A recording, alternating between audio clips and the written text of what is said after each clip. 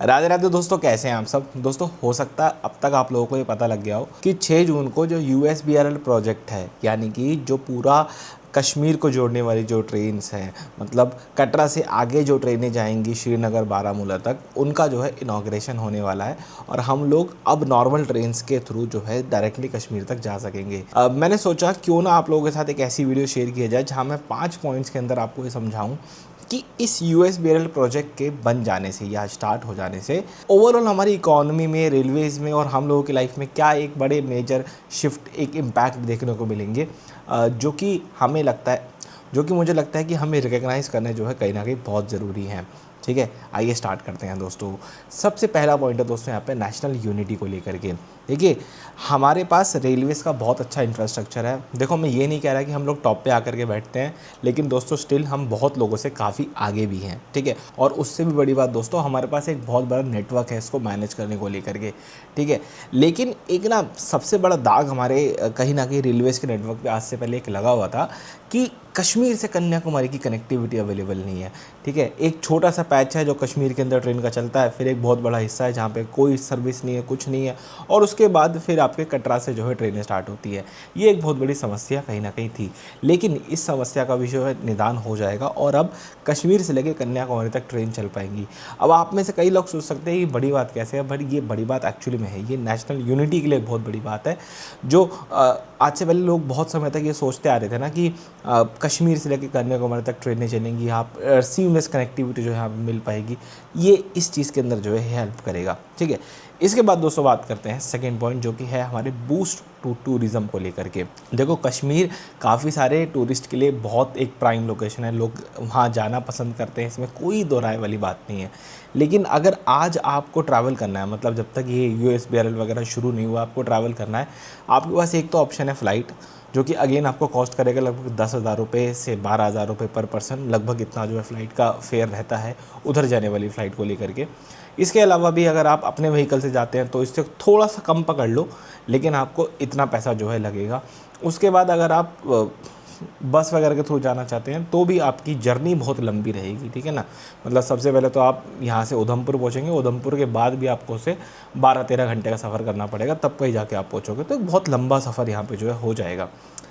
लेकिन ये वंदे भारत वगैरह जो सिस्टम है, इसके आने के बाद क्या होगा कि आप सबसे पहले तो ट्रेनों से जम्मू या एसवीडी के पहुंचेंगे और उसके बाद आपको एक वंदे भारत या और भी ट्रेनें अवेलेबल होंगी जो कि आपको अगेन कश्मीर घाटी में जो है लेकर के जाएंगी, जो कि दोस्तों अगेन टूरिज़्म के लिए बहुत अच्छा रहेगा। देखो, किसी भी जगह पर जब टूरिस्ट लोग जल्दी पहुंच सकते हैं और जल्दी निकल सकते हैं, तो वो अगेन उस जगह का टूरिज़्म बढ़ाने में बहुत हेल्प करता है, क्योंकि अब यहाँ पे जो लोग हैं उनके लिए कश्मीर अब एक ज़्यादा अफोर्डेबल ऑप्शन बन जाएगा कि ज़्यादा लोग वहाँ पे जो है आ पाएंगे। जब दोस्तों जब उस जगह पे ज़्यादा टूरिस्ट आएंगे तो वहाँ की होगी इकोनॉमिक ग्रोथ, और यही मेरा थर्ड पॉइंट है कि यहाँ पे इकोनॉमिक ग्रोथ में कैसे हेल्प करेगा।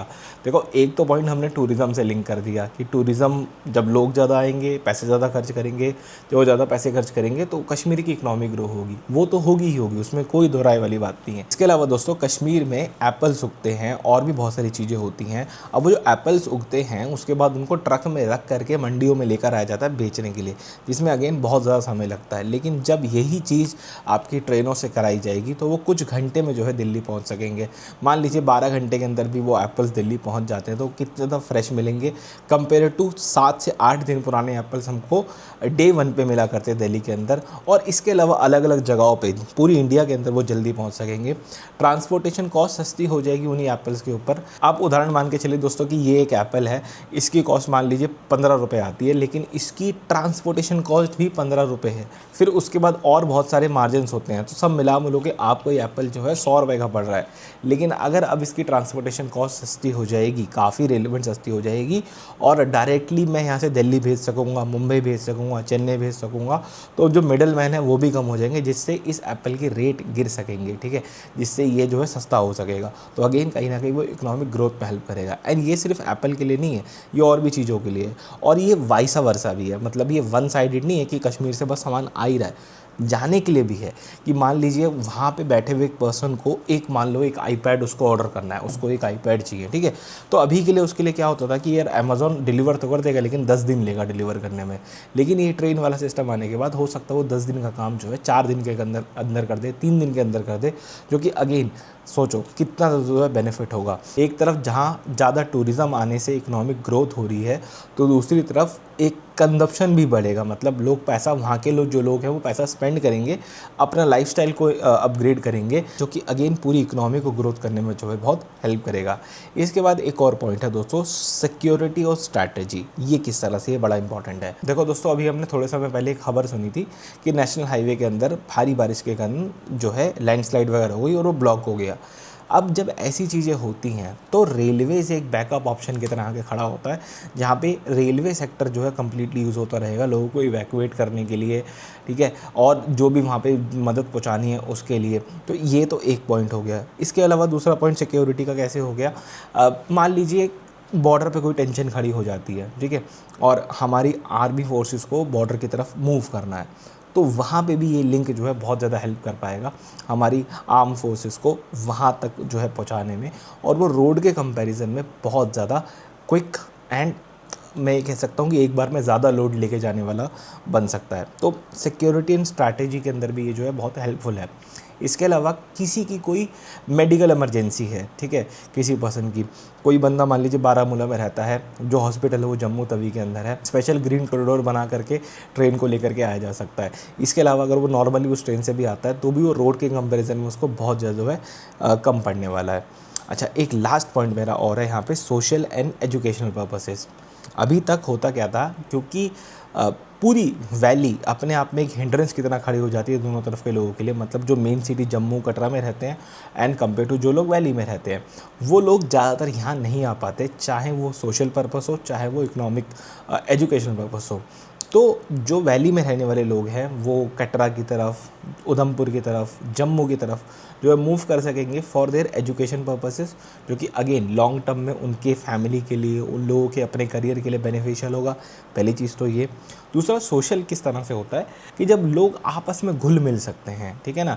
जैसे एग्जाम्पल समझिए कि मैं आज दिल्ली में रहता हूँ, मेरा कोई पर्सन मेरा कोई दोस्त मान लीजिए भोपाल रहता है, कोटा रहता है, मुंबई रहता है, मैं इमीडिएटली उससे मिलने जा सकता हूँ, वो मिलने आ सकता है, कोई ऐसी बहुत बड़ी हिंड्रेंस नहीं है। लेकिन दोस्तों, कश्मीर घाटी वाले मैटर में एक ये बहुत बड़ी हिंड्रेंस है, ठीक है, जो कि इस प्रोजेक्ट के बन जाने के बाद से कहीं ना कहीं ख़त्म होगी, ठीक है। तो मुझे लगता है कि कहीं ना कहीं ये कुछ पॉइंट्स है जो कि कश्मीर में रेलवे स्टार्ट हो जाने से जो है कहीं ना कहीं फ़र्क पड़ेगा। बाकी आप लोग मुझे कमेंट सेक्शन में ज़रूर से बताइएगा कि आपको क्या लगता है कि कोई और चीज़ जो आपको लगती हो कि USBRL का जो है ट्रेन स्टार्ट होने से फ़र्क पड़ेगा, तो प्लीज़ कमेंट में ज़रूर से बताइएगा। इस वीडियो में दोस्तों इतना ही। मिलते हैं दोबारा एक और वीडियो में। राधे राधे।